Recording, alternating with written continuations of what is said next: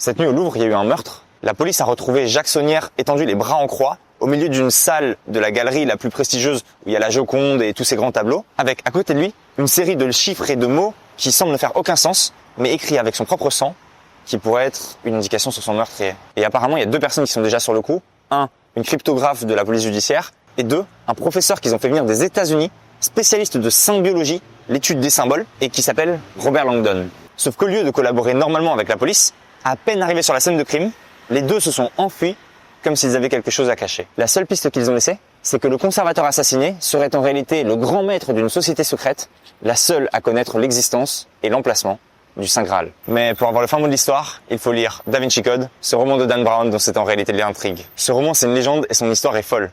Dan Brown l'a publié en 2003, après déjà 2 échecs et 3 carrières par le passé qui n'avaient pas du tout marché. Et au moment de sa sortie, ça devient un phénomène littéraire qui conquiert le monde entier. Sa recette, elle est simple et c'est celle qui fait toujours son succès.